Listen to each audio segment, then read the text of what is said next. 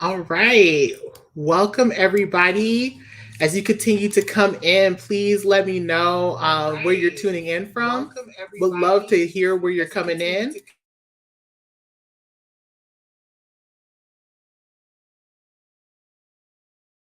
Had to take care of that echo. Not sure if you all heard it, but we're back. So I hope you all are having a great and wonderful day and you are as excited as I am about this conversation. Please go ahead, let me know in the comments where you're tuning in from, whether it's from Atlanta right here, or if you're in California, or maybe you're at home just relaxing and interested in a very engaging conversation. My name is Michelle Wilson. I'm the COO of Women Engage, and I'm really excited to have you all here with us. And as you continue to tune in with us, make sure to like and share. Okay, this also continues to help us in growing the platform and making sure that the message reaches as many people as possible. Shout out to Colorado. I see you, Auntie. Thank you for tuning in. Super excited. And so it's going to be a really good conversation. I'm really excited about it. Before we get into the conversations, definitely just want to talk through some general updates. So, for folks who don't know, in Georgia, there's currently a bill, SB 456, that would ban medical abortion, like the abortion pill, from being received via mail or through telehealth, which is really a problem in the state of Georgia, especially when we look at how there's already a healthcare disparity across the state. Many areas and counties don't necessarily have access to abortion care providers. And so we really want to make sure that we're doing our best to fight this. So we encourage you all to look at the number that's coming along the screen, 877-357-4004, to contact your legislators today and let them know to vote no on this bill and to stand for reproductive justice. The other update that's coming out is that Georgia is having a state primary later in the month of May, and Women Engage is hiring up for part-time seasonal canvassers.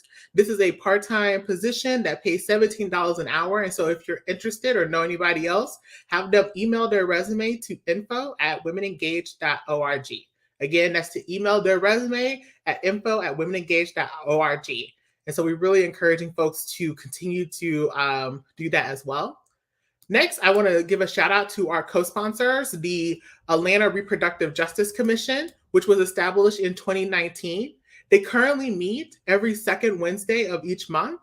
You could check out more information about the commission at www.atlrjcommission.org for more information to follow what they have going on. The main thing that they have that they would love for folks to participate in is our community survey. In order to reach that survey, you will visit tinyurl.com/RJC survey. And so without further ado, I also want to acknowledge that today we are also honoring the rich legacy and history and life of Tony K. Bambara, whose birthday is today. And so I'm really excited about that because we also have someone who's on staff who is a descendant of Tony K. Bambara, who we will talk about in a minute. So really just excited about that as well. And so thank you all so much for continuing to join us.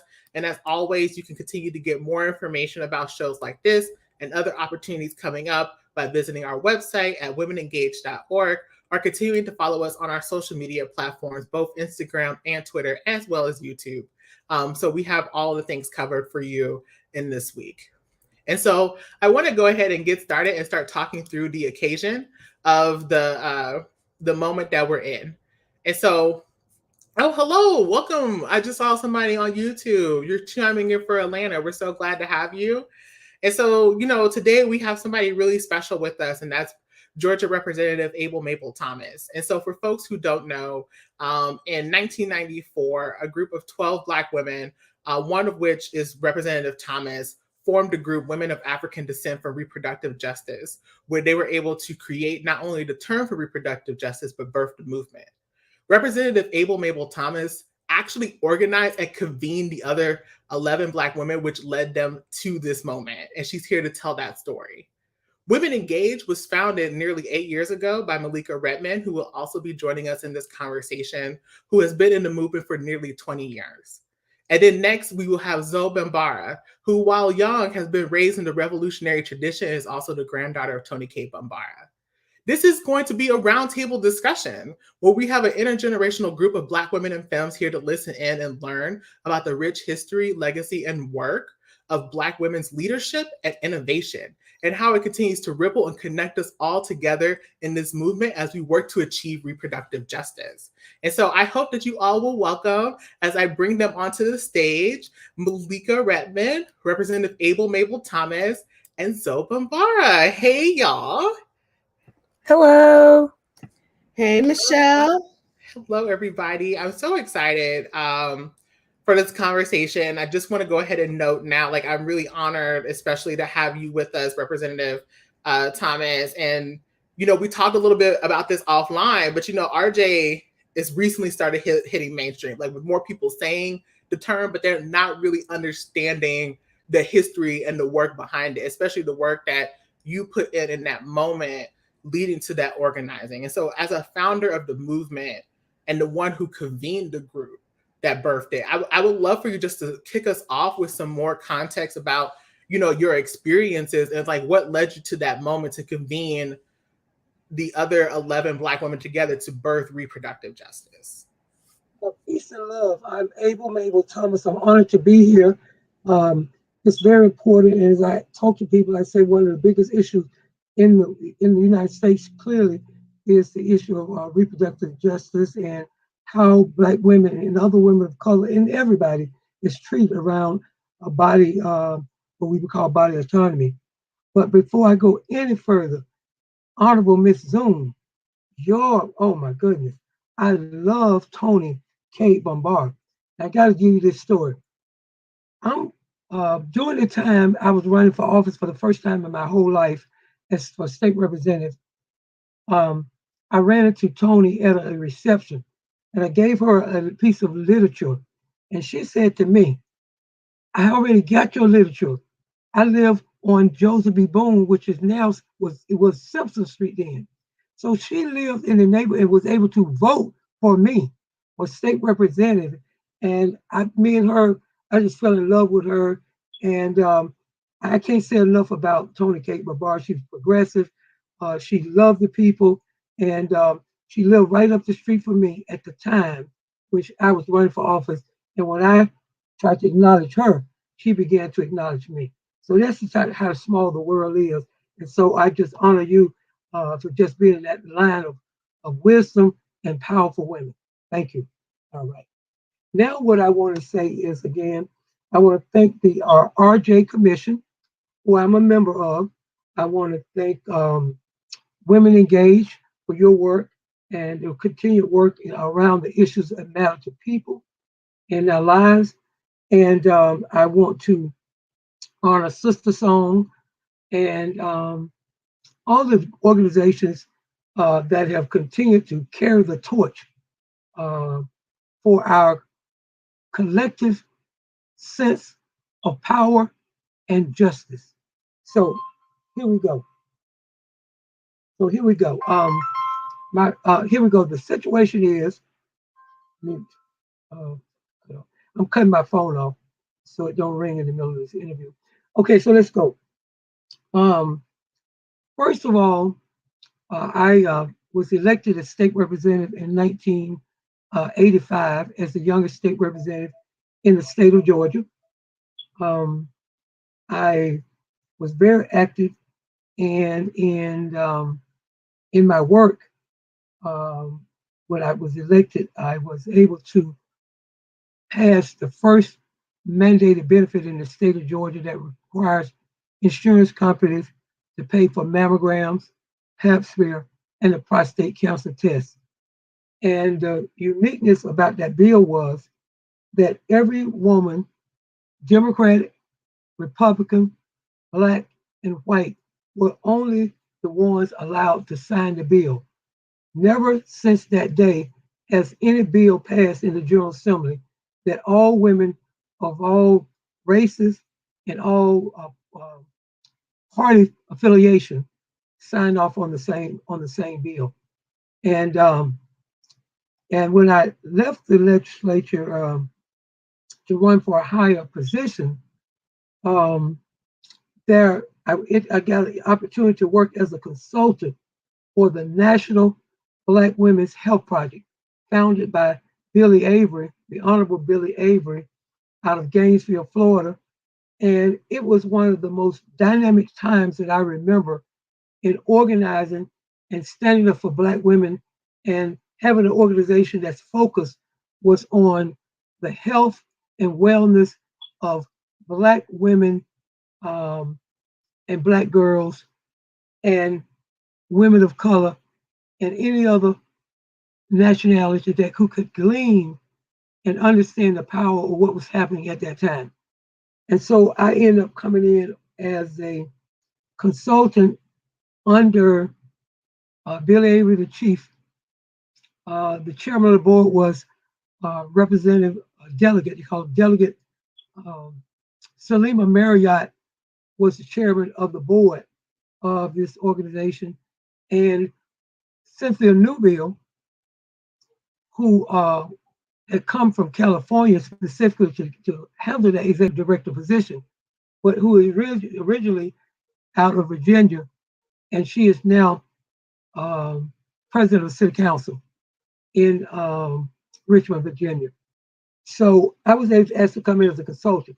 And when I came in as a consultant, they asked me to go with them to the Illinois, I think, Pro-Choice Alliance in June. The sponsored organization was the Ms. Foundation. And so I traveled with her to this event. And when I got to this event, it was about 200 white women and about 12 Black women. So I'm an organizer by nature. And so immediately what I did is say, I want to meet with these women, these Black women. And so I went to each Black woman and asked them to come to lunch with me. So we had box lunches. So I said, come to lunch with me. I pulled the room to the side. And when those 12 women came to the room, we all was looking at each other like, what is this about? You know? And basically what we did, we had each individual speak their name, what organization they were from, and what did they think about the discussion that was going on before lunch about Black women's health, because the backdrop of that was that Hillary Clinton was going around the country selling the healthcare reform bill in the country, but it was a de-emphasis on reproductive health. And so we felt that some of the discussion that we were having were pertinent, but in order to have a full picture of what was going on with Black women in America, reproductive health should be included. And as we begin to talk more about our individual lives, and I will say to you that as we say their names. And so right now, I want to put on the record the names of the 12 women, or 12 mothers of the reproductive movement in America. Tony M. Bond out of Illinois.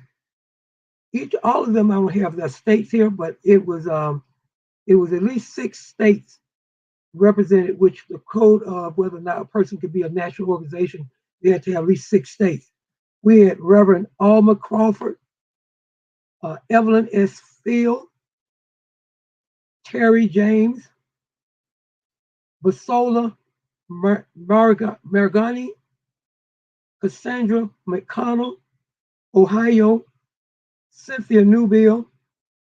I'm putting down Richmond, Virginia, because that's where she at. Loretta Ross, Atlanta, Georgia.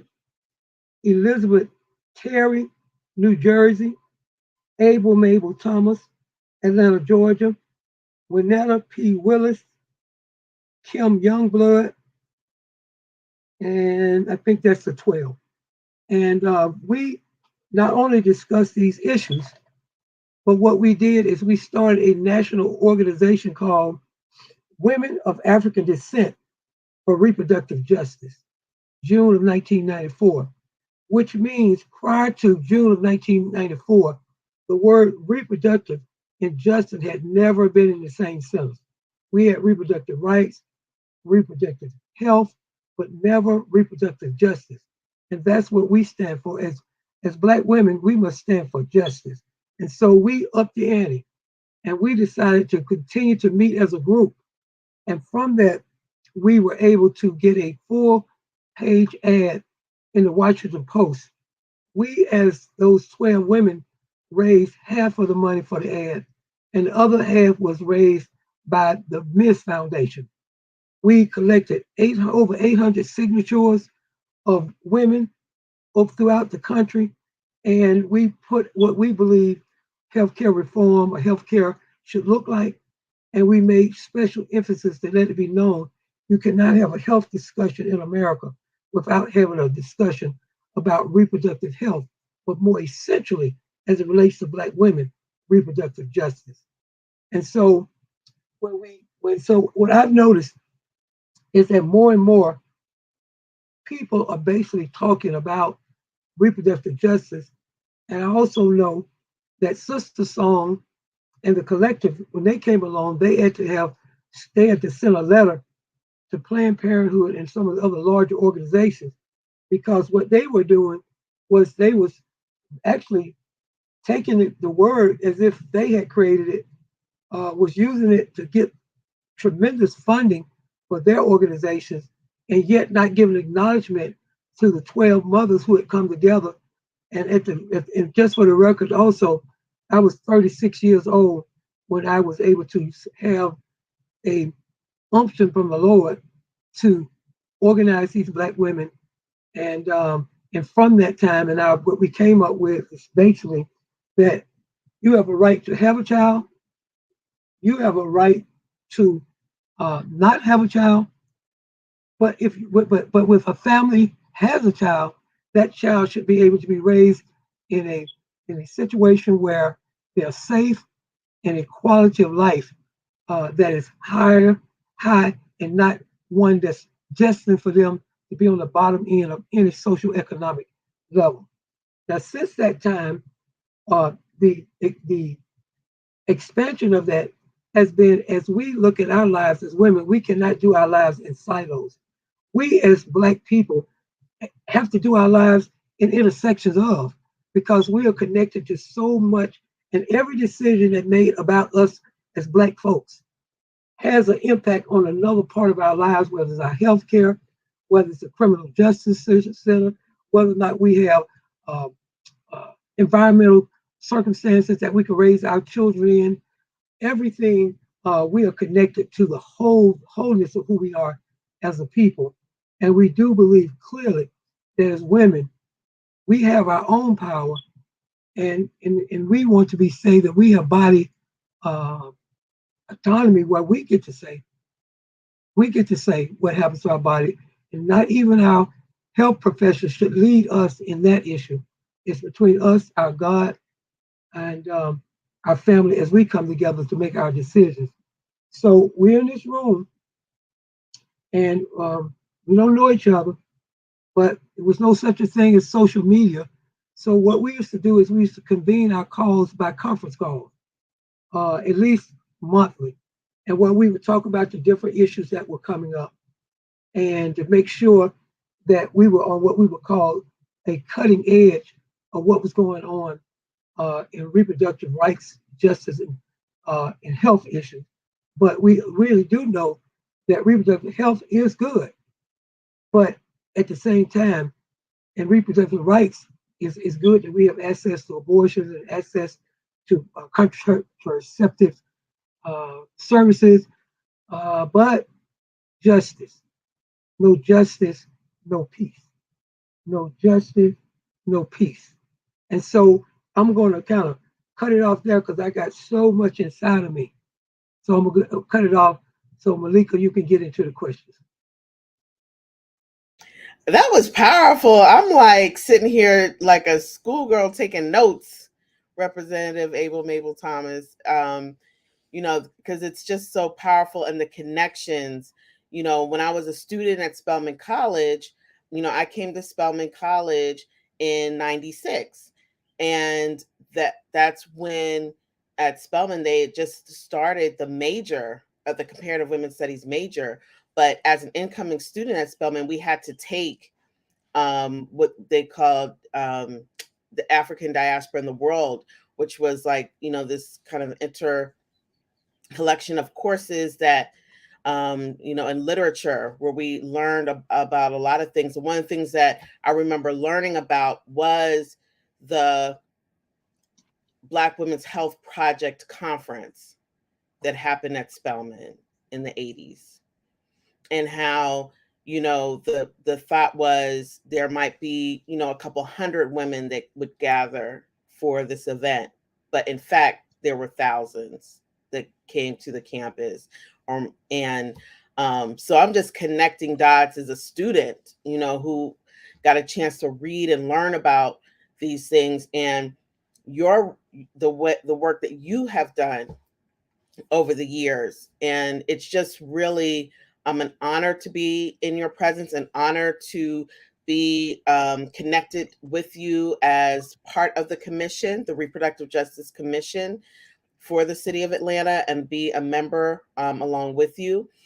And then, for Zoe, I mean, it's just amazing because again, while I was a student at Spelman College, was when I learned about her grandmother, Toni K. Bombara, and learned about her work, her local work in Atlanta, and in the communities right there, and literally teaching courses out of her home, that you named on Simpson Street. And the student and um, alumna sisters of mine, Spelman sisters of mine, who were teaching at Spelman at the time when I was a student, who remember going to Toni's house to take classes. And so it's just such a, as you said, a rich conversation. And I just want to start off by really thanking you, Representative Thomas, for, the work that you've done, the innovation, the innovative work that now, as you mentioned, others are catching up and taking claim to. But we got to talk about origins, and we have to honor them, and we have to know where these innovations come from, and and how important it is, not only to acknowledge, but speak truth to power. And I'm humbled in that way. So I'm really appreciative. And we said it on the offs in the green room, but my early connection, when I started Women Engage in 2014, and we were getting ready to launch our very first Get Out the Vote effort in 2014. And I was I was being mentored by Letitia Jackson, who is still someone that mentors me with Women Engage, and is on our board as our board chair. That she said, I know who to call. And she said, and she called you and said, look, I've got these young women activists. It was Margaret Cardbow and myself at the time. And she said, I got these young activists who are really doing good things. They need some canvassers. And you helped us by letting us use your seasoned canvassers that had worked on your campaigns to help us with our very first GOTV campaign. And it's just, again, it's an honor. And I remember that first year we were able to increase young voters 25 and under, getting them registered to vote, getting them out to the polls that year, in significant numbers. Our GOTV rate in 2014, for our very first GOTV campaign, we were able to have a voter participation rate at about 65% of those that we contacted. So, I just want to start off by letting you know that, and just saying thank you, because the ripple effect is there, and I'm part of that. And I want to say you're welcome. And the one thing when this conversation is not by chance, this conversation will go down in the annals of history. It's because of the connection, the intersectional connection, because Letitia obviously was someone who worked with me and came under what we call the Able Mable Thomas experience. Because in other words, in politics now, you have to mail, but it probably took me, in maybe the last 10 years, I may have mailed. My team was so strong on the ground, we didn't have to mail. We went door to door for real, not like play going door to door. We went door to door for real. So What we created, Able Mable is a brand. It's a brand. And when you say Able Mable, you know, I mean, it means somebody who can organize and go to the street. But the part that people don't know is I am one of the most accomplished Democratic legislators in the Georgia Assembly, because the Republicans are in now, so they have been allowed to take our bills, sometimes steal our bills, turn them on charge of the bill they stole. They steal your bill, okay? But as far as in the Democratic machinery, most of my work has been in the field of healthcare and specifically Black families. And so to see you still moving on doing the work you're doing, I didn't know you from Adam's House Cat, but I have now followed you, and I know that you got a name, okay? And you have a queen name and a strong name of service. So it's a blessing that you even brought in Letitia, because I was just seeing her on Facebook the other day talking about we as women and what we go through. So it's unbelievable. Y'all don't know what we finna do is so gonna be so hooked up. Y'all ain't even gonna think about it. And it's beautiful. Don't get me wrong. I know all the language, uh, women of color, blah blah blah, allies, blah blah blah. But baby, the bottom line is they wasn't women of color. They were 12 Black women. It wasn't women of color. They was of color in that context, but it was 12 Black women. And it's okay to say it was 12 Black women that started this whole thing. This whole thing. Okay? So it's on you, baby. Anything you want to ask, let's roll. I appreciate that because that's exactly where I'm also thinking too now, especially in this conversation. Is this importance of us like really speaking our truth and really making sure that we are naming and citing the work, right? So like I believe in like we cite Black women, right? And so I would love just to get y'all's thoughts on, that landscape. Cause like we talked about like folks trying to co-opt the RJ space or co-opt the RJ movement in a way where they're not necessarily citing the Black women who started it, let alone like some of the originality. I'd love just to get some of your thoughts on it, and I'm gonna bring in Zoe a little bit to see what Zoe has to say. Yeah, I was gonna ask the same question. I want to thank Representative Able Mabel Thomas for telling that story about my grandmother. I love it when people tell me stories because I never got to meet her. So I get to kind of live through other people when they tell me memories and things like that. So thank you so much. And I always like find it so interesting. Like speaking of my grandmother and the Black woman that was published in 1970 and how, Black women's roles in different movements, and how they never really get the um recognition that they deserve.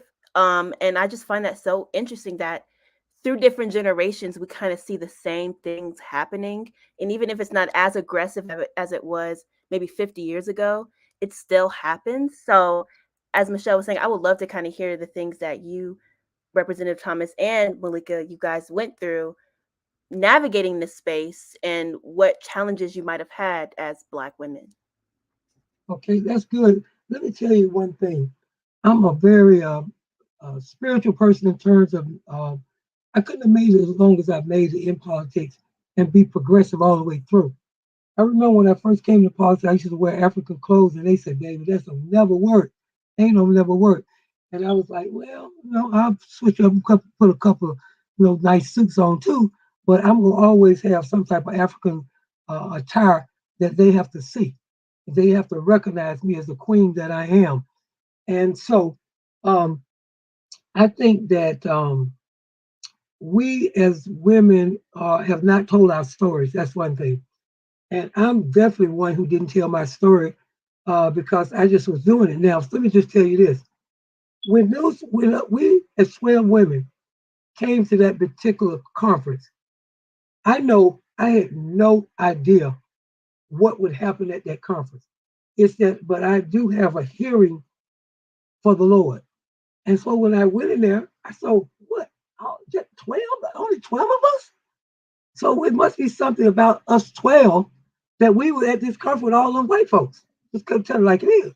So now I will say this: persons like um, Cynthia Newbill, Executive Director of National Black Women's Health Project in Atlanta, Loretta Ross, had lots more experience than me in the conversation. What I had experienced is is love of my people from America to all throughout the diaspora. So that's what I had, and I had a skill set called organizing. All right. So when I asked those 12 women, I basically was just trying to see who we were for us to not walk away and not have met each other, because they'll get you in so many workshops. You don't get to meet nobody, because I could pick one workshop, somebody else could pick the other. We never, as the black women, ever talk to each other. And we go home and then whatever. So I was committed to that would happen. I remember the young lady named from Ohio, Cassandra. I knew she worked for Planned Parenthood, so she probably had a larger idea, and Tony uh, had a larger idea of what that conference was going to be about. I did not. I was coming at the request of a consultancy with that organization, National Black Women's Health Project. So, so what I'm trying to say to you is, I don't believe that any of us knew that that day in that room to the side eating a box lunch, that we would start coin a phrase that would still exist to this day. And it's the phrase that every group tries to use without, as I said, giving credit for where credit is due. And that's what the Bible says we must do. So me, after I did all the work in terms of let's bringing people to the table, and then we had those meetings that I used to facilitate the meetings on conference calls. Then I ran back. I wasn't an elected official, and I ran for another seat and didn't win. So I was out when I got the consultancy. So I went back into politics, and I never understood how big what we had done. Subsequently, um, it's almost like in hindsight, when I look back over my life, I see how critically the Lord put me in certain spaces in America at certain times in America to do the things I did. And now that I've gotten a chance to understand the power of social media, then what my request is, and I've talked a little bit to Michelle about it, was the fact that at least Black women get together with me, if we can work it out. And so I can talk to all of them, because it's something called reclaiming our power and reclaiming our identity. It's beautiful. In other words, what people like the most to hear is, words saying collective and color. And they love to say that, and it's beautiful, because Black women are part of that women of color. But still, there's a place in the world for Black women to be acknowledged individually, as well as being a part of a collective. And I used to tell people, if a white woman had started the reproductive justice movement, they would be a millionaire by now, because they would be a millionaire because every Black organization, every white organization, every Asian, Latino, or everybody else would be praising her name. They wouldn't say a word until they say that person's name. And so what has still been a blessing, the Lord let me stay in politics long enough that my name was heard from a political arena. But people, even in the political arena, didn't really know my work with reproductive justice, because nobody said my name. That's why the first thing I wanted to do was call these women's names. Later on in life, I found out that a group called, I think it's called, what they call Reach, a Reach group called Reach out of Memphis, Tennessee. They put an award in each name of us. And so the person that gets my award every year is somebody in the political arena. The person that might get Loretta Ross is in another arena. So I would place it, and people kept saying, "I got your award." And I'm like, "What award? I don't have no award." They say, "Yes, this group in Tennessee, they give an award, Sister Reach, I think it is, but um, they give this award every year to the 12 mothers of the reproductive justice movement." I'm like, wow. So in 19, I went to the conference to see what it was about, found out more. Then I went to the conference with Sister Song and got a chance to speak to about 1,600 women to tell the story that I'm sort of telling now. So to be honest with you, I never knew the impact of what I'd done. I've just do the work. I've been a workhorse. Do the work, do the work. But I do know that people like Loretta and some others who already working in um, organization that was dealing with women's health care, they knew more about it. And I think a lot of people, since Loretta was a part of it, there was an assumption that she was the person who convened us. But I know her, but she, but it was not her. And when I look at every book I read, you can find the 12 mothers of reproductive justice nowadays, mostly. Um, but they don't ever say, how did it come together? The 12 women just walk into each other and start a group. It had to be somebody with the vision to bring all Black folks together for a moment in history. Think it was a moment in time, but it ends up being a moment in history. So we didn't know we was going to do something big. We didn't know that we were going to start a national organization. We just knew that what was going on in America in 1994 about healthcare and Hillary Clinton leading it had no emphasis on reproductive health at all. And definitely that means it was nothing about reproductive justice or specifics about Black women and what we feel about the bill. So that's how it really came about. We can stop all that smiling. Well, no, because it's such, I love it. I really love hearing what you're saying. And what it had me think about is, and wanting to ask you is, how does it feel to be someone who is ahead of their time, in leadership? And when you're a visionary leader, and just wondering, like, how is that? How does that feel? Like, Well, you know what? Well, just like the person y'all talked to before you got to me was Janae. Janae is a young woman who's been active in her community already, uh, offered herself into city council position, didn't quite get the votes, but I followed her. She didn't know it. I was over here in my house. She heard of me, but I didn't know it. But what I had said anyway is once this election was over, the dynamic women that I met, I would like to mentor them. I would like to give them that extra thing to take them into politics because if they would genuinely have interest in service, then you my people, you know. And so just like so, if I didn't know I was ahead of my time, but at the same time, now that hindsight is 2020, good gracious, life was I ahead of my time in terms of the things I've done, even the stuff I've done in the legislature, because I mean, breast cancer was killing our women crazy. And so, why not put a bill in? And then how did I find out about it? Did I know it?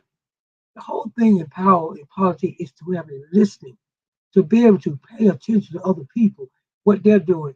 And so Ginger Sullivan, who was the wife of Lewis Sullivan, who was Surgeon General before he became uh, president of Morehouse School of Medicine, I was at a reception and she came up to me and said, she didn't say a white lady, but I knew it was a white lady because by the name Eleanor. And she said, Representative, I gave a bill, a suggestion, a bill to her that would require insurance companies to pay for mammograms, Pap smear, and the prostate cancer test. Or no, she said mammogram, Pap smear. And would you be willing to take that bill? She's out of the legislature. Eleanor Richardson was her name. Not yeah, well, uh, I don't want to be confused with who's the lady who was the president of the United States wife. Was her name Eleanor Richardson? No, she wasn't Richardson. Eleanor Richardson. I want to make sure I got the name. But Eleanor Richardson had the bill, and then she had retired from the legislature without passing it. So so it wasn't me who thought about doing that bill, but she asked me, Ginger Sullivan asked me to do it. I did it. And as I was working through the bill, I was running for opposition from the insurance company. They was like, ooh, they couldn't stand a mandated benefit. So one day, a guy named, um, it was a guy who was the chair of the health and ecology type committee. And he was a chair of that committee. And he had just had prostate cancer. And he came up to me and said, if you put prostate cancer in the bill, I'll pull the vote for you. What kind of life is that? For somebody to come up to you and say, if you just put prostate cancer in the bill, I will pull that. He's a white man from rural Georgia. So all of a sudden, I got to be a white man from rural Georgia is going to pull the votes for me for that constituency. And still, we didn't let him sign off on the bill because we knew what we were doing was for black people, and we wanted only black women and white women only to sign off on the bill. So if you can declare, you can put a declaration on the table, and the Lord will send somebody to give you the tag team with you to go and be successful. So I didn't understand what I was doing at 36. It took me a long time to get that I was in line to be a GOAT, a greatest of all time. It took me a long time to figure that out. I didn't know it. It's that, but as I say, but when I look back on my life, the Lord put me in almost every movement that it was around black women. Anything with black women, He put me into it. And so I just did not know. But I know now. I know now. No, and I appreciate you for sharing that. And it makes me think too, like, when we talk about movement work and folks trying to figure out where they are in the movement, I think a part of that is for folks to be able to, throw the flowers, to celebrate people, to uplift that work. Because I can understand if you're in the work doing the work, right? You may not know in the moment how like impactful what you just did has happened until somebody else tells you, hey, like like that was pretty dope, like what you did. And so definitely one gotta agree, you are definitely the GOAT. Okay. You are definitely the GOAT. And definitely too, just want to shout out for folks who are listening that that's just something really important that we continue to acknowledge, and something too that I also have really admired about Malika's leadership, especially being with my time with Women Engaged. Because sometimes we'll be doing stuff and she'll be like, you did that, right? And I'm like, I did what? Like we did what? And I think that too is a mode of practice when we talk about this revolutionary tradition of being able to really celebrate people and also see that us telling those stories isn't about like how people say about ego or anything like that, but it's really about changing the tides in a very saturated place where it's like very overly saturated with white folks trying to co-opt spaces. Because what we can tell is that like if we're not telling the story, somebody's going to try to spin the story for themselves in their own interest. And so I really do think about us telling the importance of the truth and really acknowledge those things in those moments, and that even if we're not necessarily the direct worker of that moment, that we can still contribute to that voice. So that was just on my mind. I just wanted to share that. But I'm also thinking too, like in terms of the conversation, as well as that, Representative Thomas, you've had a very long history in the political arena. Malika, you founded Women Engage at the intersections of civic engagement, and you both also sit on the Atlanta Reproductive Justice Commission. So I would love for us just to dig a little bit more. We kind of got into it with what you just shared, Representative Thomas, is about like these connections between civic engagement policy and the reproductive justice space when it comes to like really building power in our communities. What I want to say right away is, even though me and Malika have had different conversations over the period of time since that first connection with me, Letitia, and her, it did not even really get to me that Malika was the same person that the Lord had me meet when she was. Well, how were you when I met you, Malika? When you called about doing the work, canvassing work. So I was right, like what you said, I was 30, I think 36 at the time. But Wow. when I first met you was when I was still a student at Spelman College. That's when I first met you. And we were doing like campus organizing and stuff like that. And I think either you were there for some kind of event, or there was something happening at the campus. So the very first time I met you, I was like 19. Right, that's right. So another thing about that is that when Janetta Cole came in place in the campus, Exactly. I was constantly speaking at your campus. Yes, Uh, I came in when Dr. Cole was there. right, and so I was constantly speaking at your campus and learning more about it. And so I came to your campus so much that when I ran for office, at some point, uh, some way or another, uh, we can say it now, some way or another, Janetta Cole sent me a big check because of I was coming to your campus. I mean, and let me give credit to Spelman. Let me tell you this. The first news article ever done on me running for public office was the Spelman's, I think, was y'all Spelman Spotlight. Yeah. Okay, with Yep. y'all newspaper doing a story on me. It was the first story ever of a young person. I was at Georgia State, but I was always on AU Center.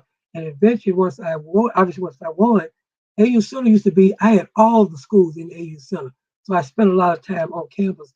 And even though, and even to this day, when people talk about my political skills, another young person rose up who went to Spelman to be a guru in politics, going through some misfortune right now, but we got to still say her name. The bottom line is, Missy Vickers, I approached her and said, "How do you know how to put up these signs like you do this and do that?"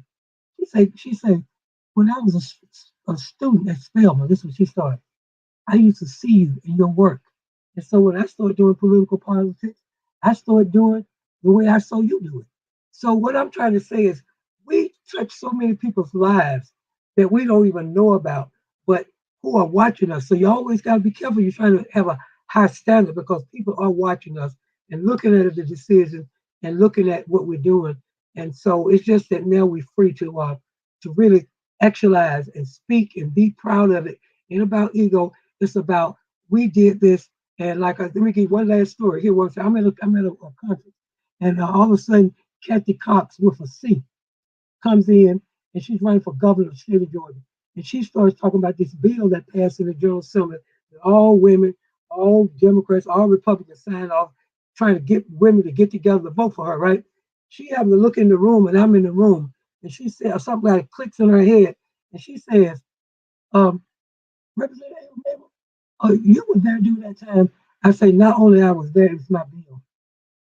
So she traveled all over the state of Georgia, using the example of my bill to help get women to come together to vote for her, and didn't even take the time to research and make sure who it was who did it, and was running around the state selling my what I was able to do and organize it as a point for her to get elected governor. And then she said, "Oh, I'm so sorry." So that's what I'm trying to tell you. She going all the state, can't even say my name. Because she don't either remember it, didn't do the research on it, just remember somebody told her that all black women, white women came together, Republican, Democrat. So your work is being stolen every day as you speak.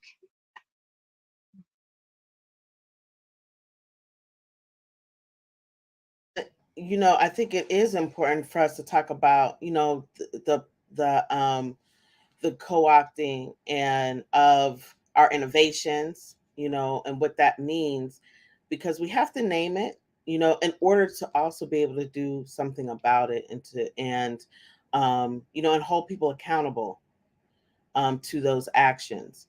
I think about overall, like the time right now that we're in and the context that we're in, as we're seeing, as we've just witnessed, Judge Ketanji Brown Jackson in, those hearings as she's been, um, in the pursuit of Supreme Court justice, and also, all the sort of breakthroughs as we see Black women, rising not only in political leadership, but public leadership in a lot of different ways, and being able to really acknowledge that. But I think that what I've been hopeful about and excited about is really seeing, you know, the us and the next generation, Zoe's generation, Michelle's generation, really not only, standing in their power,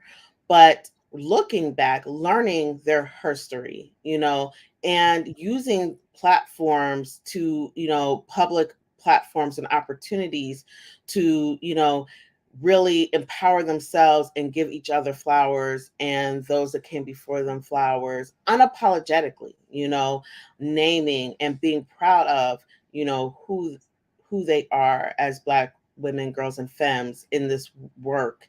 And that's just been really exciting. And that, to me, is what really we try to continue that going at Women Engage, really centering the human rights of Black women, femmes, and girls, the reproductive justice, and the power of our civic participation, and empowering that in our public leadership, and making sure we have the tools to be able to do and continue that kind of work. I really appreciate what you said, Representative Able Mable Thomas, about those that you've trained to organize, because I know when exactly that. It is a skill. It is something that is so important that people get taught when they want to start to do this work and be in this movement.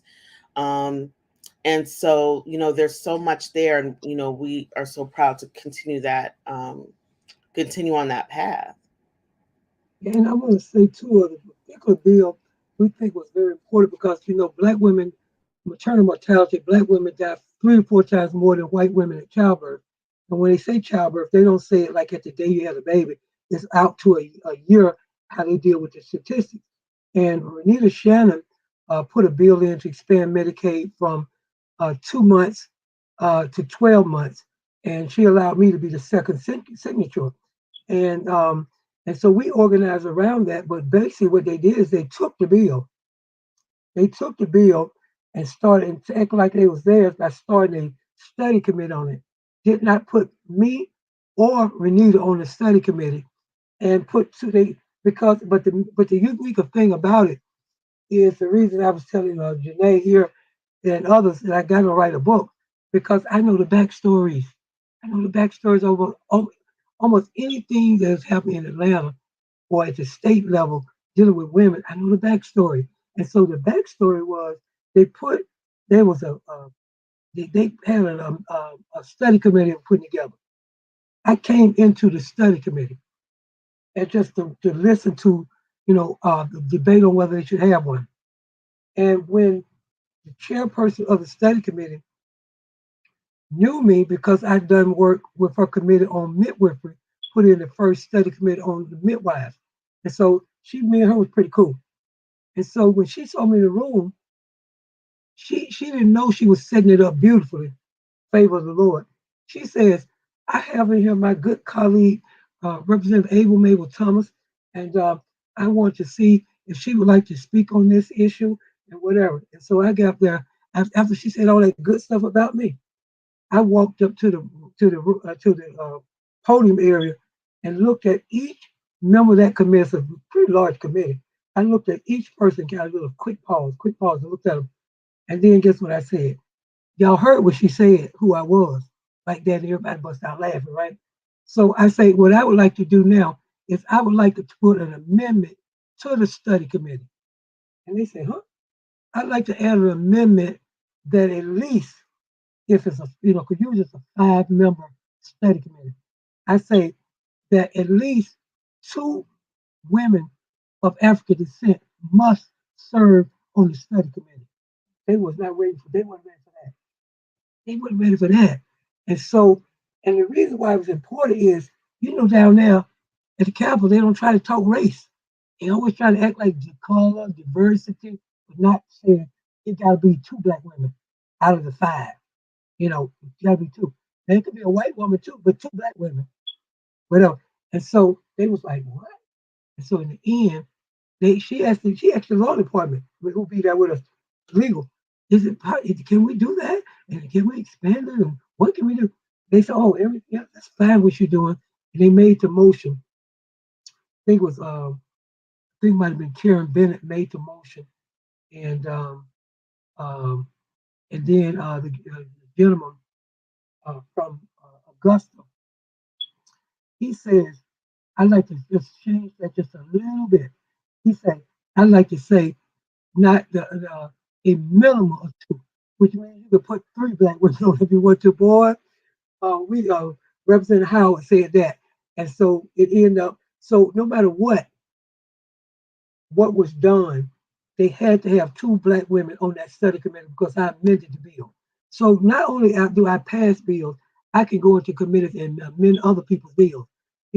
And it's because of my relationship with the Democrats, Republicans, everybody, and they, hey, God is good. But let me tell y'all a spiritual secret. When I would walk into rooms in the Georgia General Assembly, I would ask the Lord to make me irresistible. What about that? Make me irresistible. Where they can't deny me, they can't ignore me, they can't whatever.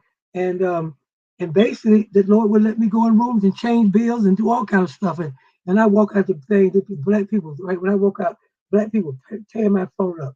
I cannot believe you just came in here and changed that bill. They couldn't believe it. So they know that the Lord uses me. I'm being used by the Lord. I couldn't do all that stuff. The Lord just said you will be the one, but me not knowing it. But but the Lord gave it to me to be able to do it, and we was able to change the bill, make sure two black women on it. But what they did then they made the recommendation to come out, but they didn't have to make the recommendation to come out because the recommendation was that came out was that they extend Medicaid from 2 to 6 and then really 6 to 12. Well, that's what Renita Shannon, the black woman, already said. You didn't have to do a study committee to act like you was doing it to take our bill. So they take your bill.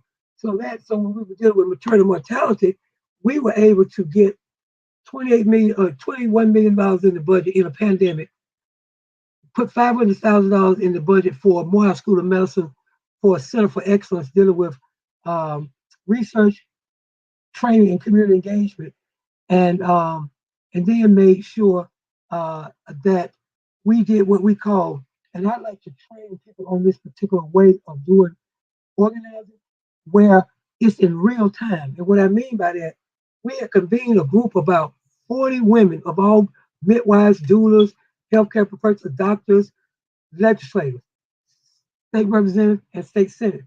Now I know y'all think that the state representative and state senator see each other all the time.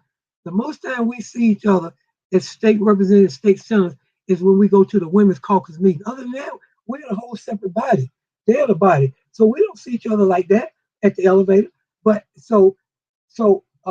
what we did is it made sure that we kept lobbying for the bill, but in real time. So if I meet with these 40 women, I don't just tell them, wait for me to come back. We come back to the big meeting and I'll tell you more. I would tell them as much as I could of what was behind the scene that was going on, so they could still make some moves while I'm doing what we're doing to legislate. And time I heard that there was may be a break and they thinking about putting the money in the bill. Then I called them in real time immediately, let them all know we're beating them down, wearing them out. They want to put the money in the budget. Let the people know to keep calling. So what I'm telling you, it was like from the moment they would hear it, and every time we would hear something, we didn't wait till the next day.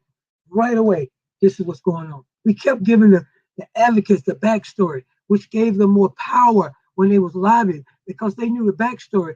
And then when we went into these rooms to make our work, we would not allow a white woman, we ain't mad at nobody, so don't be mad at me, y'all, because the fight is not black over white. The fight is good over evil, right over wrong. But sometimes you've got to be able to say that you can solve a problem that black women have. And so that means that if we went in a room and then Orrock was on the same committee as State Senator Valencia C., then I would say to Valencia, you lead it. Nan gonna follow your lead. And they would work together like that. Because sometimes I would be on the phone with the 40 group of people and a person from Planned Parenthood would be on the thing and they would be trying to lead it. I'm like, we love you being here with us. Powerful.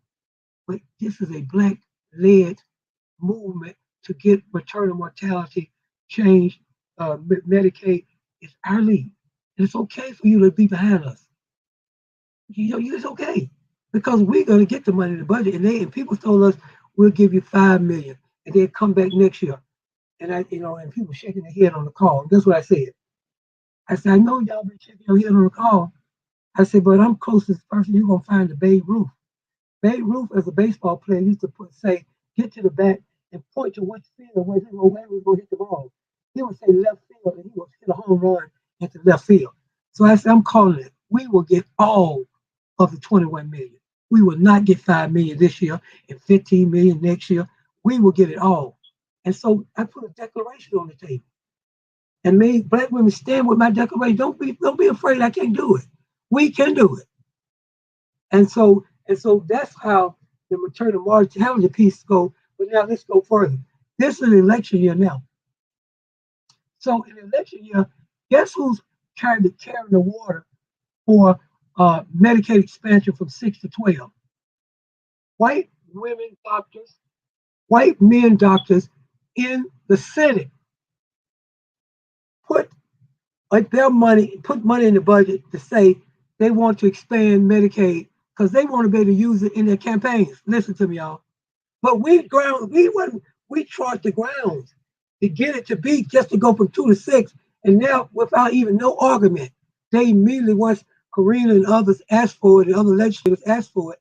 Next thing you know, they done did. They done put in the budget so they can talk about it for themselves. But you got to know who started it. That you know it's our bill. Everything it is. So that's a big example how they take your bills and that type of thing. So I wanted to give you that story too because they take your bill. They feel that if the bill is big in healthcare, it should go through the Health and Human Service Committee. Representative Sharon Cooper was my friend, no problem. Like I say, she let me say all the good words about me to help me be able to put that amendment in because I said you heard what she said about me. And so all I'm saying is that ain't nothing there were black women we try to touch and control because they try to control infant mortality, everything. Everything that's our issue, they got to be the one to solve it. Because you poor black people don't know what y'all doing, but in actuality, us poor, middle, and rich black people do know what we're doing. And we basically taking care of it, and y'all are running behind us trying to take everything we do. Man. Thank you for that. And thank you for bringing out that, they do take these bills and that sometimes we see these bills moving, but it's not, it's sometimes there's a lot of politics involved around it. And so thank you for uplifting that. I know we just came up on time, so I just want to be respectful of that. So I just want to say thank you to my wonderful guests here. I think to round us out, one thing that made me think of was when you talked about being irresistible, and it made me think of Tony K. Bambara's quote about the role of the artist making the revolution irresistible. And I think about that too in terms of the ways in which we talk about our stories, which is a form of art and storytelling, making sure that we're uplifting that history. And so that's just something that I want to leave to folks is that as we continue to do this work, continue to make the revolution irresistible. And so I want to say thank you again to Zoe, Malika, and Representative Mable Thomas. I want to thank you to everybody who's listening, and thank you to the Atlanta Reproductive Justice Commission. Make sure I populated it into the chat, take the survey. Also, Women Engaged is hiring. There's a lot of other amazing things that are happening, but until next time, I hope you all have a great rest of your day. This has definitely been a very magical conversation. It's definitely not the last. And until next time, we'll see you next week where we'll go over a little bit more about legislative session and getting prepared for the last day, sign and die. So until next time, see you all later.